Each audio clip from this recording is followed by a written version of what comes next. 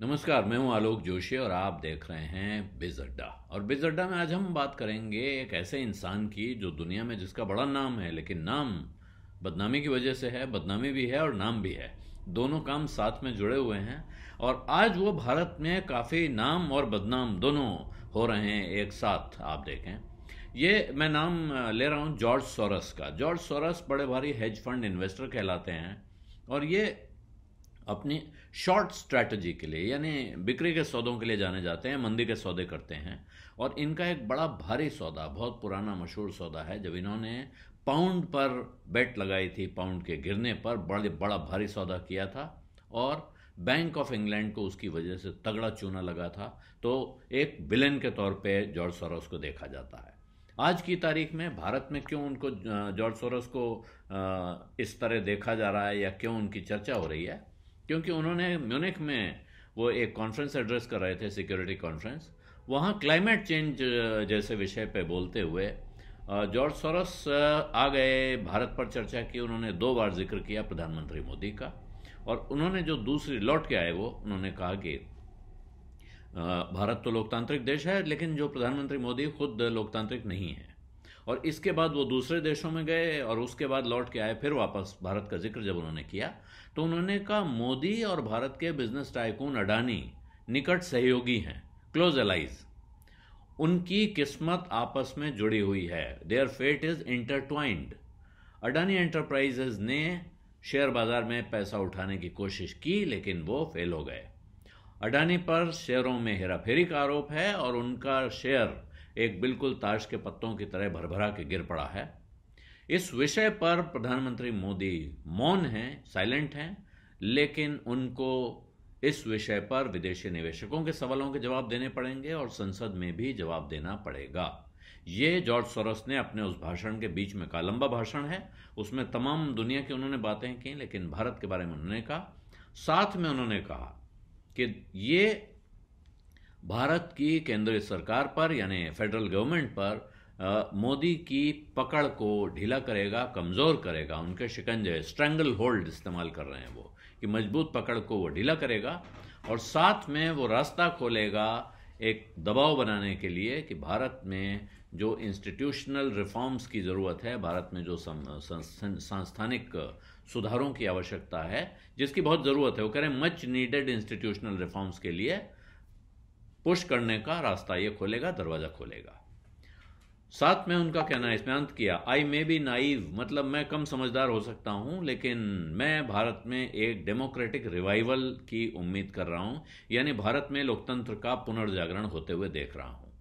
जाहिर है इससे हंगामा मचना था और भारत में इससे कस के हंगामा मचा हुआ है। ज़बरदस्त विवाद चल रहा है कि जॉर्ज सोरोस भारत के मामले में क्यों दखल दे रहे हैं। जॉर्ज सोरोस के तमाम उदाहरण गिनाए जा रहे हैं कि कैसे उन्होंने दुनिया के किन हिस्सों में, किन देशों में सरकारों के खिलाफ काम किया है। सोरोस पर इल्ज़ाम ये लगता है कि उन्होंने एक वो हेज फंड चलाते हैं, शॉर्ट करके पैसा कमाते हैं और उस पैसे से वो एक ओपन सोसाइटी फाउंडेशन चलाते हैं, जो उनकी नज़र में जो इक्वल अपॉर्चुनिटीज़ आप कह सकते हैं, या दुनिया में जो लोग जिनके साथ भेदभाव हो रहा है उनके साथ खड़े होने की वो कोशिश करते हैं। और इसके लिए वो काफ़ी काम करते हैं। दुनिया भर के नेताओं से, सरकारों से भी मिलते हैं, प्राइवेटली भी मिलते हैं, पब्लिकली भी मिलते हैं। और इन्होंने अभी 2017 में ओपन सोसाइटी फाउंडेशन ने ऐलान किया था कि सोरोस ने 18 अरब डॉलर अपनी संपत्ति में से इस फाउंडेशन की तरह के लिए ट्रांसफ़र किया है। 1984 से अब तक उन्होंने जो कुल रकम इस फाउंडेशन के लिए दी वो 32 अरब डॉलर है। और ये दुनिया के सबसे ज़्यादा, जिसको कहते हैं अपने पैसे में से सबसे ज़्यादा दान करने वाले लोगों में से एक माने जाते हैं। इस फाउंडेशन के लिए वो अपना लगभग 64%, अपनी ओरिजिनल वेल्थ का 64% हिस्सा दे चुके हैं और तरह तरह के कैंपेन्स को सपोर्ट करते हैं। लेकिन ये कहा जाता है कि जो पूर्वी यूरोप के देश हैं, जो पूर्व कम्युनिस्ट देश हैं, वहाँ सरकारें बदलने में भी वो भूमिका निभाते रहे हैं। और एक वजह जब वो कहते हैं कि मैं इस उद्देश्य से काम कर रहा हूँ, लोगों के लिए रास्ता खोलूँ, उनके लिए ज़िंदगी आसान बनाऊँ, उसकी वजह है कि उनकी अपनी जो शुरुआत है वो एक तरह की असहिष्णुता के निशाने के तौर पे हुई है। वो 1930 में हंगरी में उनकी पैदाइश हुई, वहाँ जन्म हुआ था, जहाँ नाज़ी ऑक्यूपेशन था, नाज़ी शासन था 1944 से 1945 तक, और वहाँ लगभग 5 लाख हंगेरियन ज्यू यहूदी मारे गए थे। और खुद जो इनका परिवार है जॉर्ज सोरोस का, ये मूल रूप से इनका फैमिली नेम श्वार्ट्ज था। श्वार्ट्ज यहूदी सरनेम है, लेकिन इन्होंने उसको छिपाने के लिए, बचाने के लिए, इनके परिवार ने अपनी बैकग्राउंड छिपाने के लिए वो नाम बदल के सोरोस किया ताकि लोग समझ ना पाएं। और उन्होंने फर्जी आइडेंटिटी पेपर्स बनवाए, अपने दस्तावेज बनवाए, और इस तरह से उन्होंने अपने को छिपाया, बचाया, और इसी तरह उन्होंने दूसरों की भी मदद की उनके परिवार ने। तो सोरोस इस बारे में कहते हैं कि हमने बदकिस्मती के आगे घुटने टेकने के बजाय हमने एक दुष्ट शक्ति का मुकाबला किया जो वो हमसे बहुत ज़्यादा ताकतवर थी, और इसके बावजूद हम बचे रहे, हम सुरक्षित रहे, और न सिर्फ हम बचे रहे बल्कि हमने दूसरों की मदद भी की। इसी बात को एक तरह से वो कहते हैं कि ये भावना को आगे बढ़ाते हैं। वहाँ से वो बुडापेस्ट से निकले सन 47 में, जब भारत आज़ाद हो रहा था। उस वक्त वो हंगरी से लंदन पहुँचे। लंदन में उन्होंने तरह तरह के छोटे मोटे काम किए, रेलवे में कुली का काम किया, नाइट क्लब में वेटर का काम किया, और ये करते हुए लंदन स्कूल ऑफ इकोनॉमिक्स में उन्होंने पढ़ाई की। और वहाँ से फिर वो अमेरिका चले गए, जहाँ उन्होंने फाइनेंस और इन्वेस्टमेंट की दुनिया में बड़ा ज़बरदस्त नाम कमाया। 1973 में उन्होंने अपना एक फंड मैनेजमेंट हाउस खोला, सोरोस फंड मैनेजमेंट, और वहाँ से वो इतिहास में, अमेरिकी इतिहास के सबसे सफल निवेशकों में से एक हैं।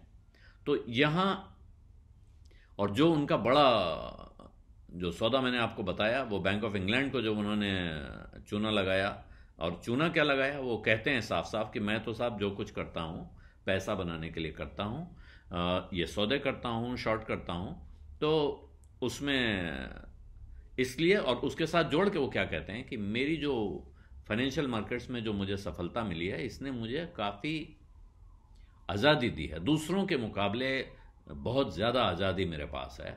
और इसी आज़ादी को वो आगे बढ़ाते हैं, और वो कहते हैं कि अब मैं एक ऐसी दुनिया की तरफ बढ़ने की कोशिश कर रहा हूँ, औरों को ले जाने की कोशिश कर रहा हूँ, जो ज़्यादा खुला है, जो ज़्यादा जस्ट है, यानी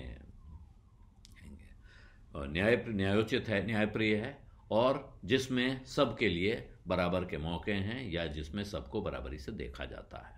तो ये हैं जॉर्ज सोरोस। लेकिन इस सब के बावजूद इस बात से इनकार नहीं किया जा सकता है कि भारत के प्रधानमंत्री पर, भारत की राजनीति पर उन्होंने जो टिप्पणी की है, वो टिप्पणी यहाँ काफ़ी हंगामा खड़ा कर रही है, और इस पर डिबेट होगी। और इससे पहले ही उनका नाम आ रहा था, आपको ध्यान हो तो अभी हिंडनबर्ग की रिपोर्ट आने के साथ उनका नाम चलने लगा था कि जॉर्ज सोरोस भारत में इस तरह के बहुत सारे लोगों को फंड कर रहे हैं, ऐसे मीडिया आउटलेट्स को, कुछ पत्रकारों को, जो इस सरकार के खिलाफ बोलते हैं। तो आज मौका मिल गया है सरकार के साथ के लोगों को, और वो ज़बरदस्त तरीके से अब उस अभियान को आगे बढ़ाने में लगे हुए हैं। क्या होता है पता नहीं है। सोरोस तो जहां बैठे हैं वहां बैठे हैं। भारत में सोरोस के नाम पर कौन लोग बदनाम होंगे, किन का नाम होगा, अभी पता नहीं है। बेज़ अड्डा में आज इतना ही। अब इजाज़त दीजिए, धन्यवाद।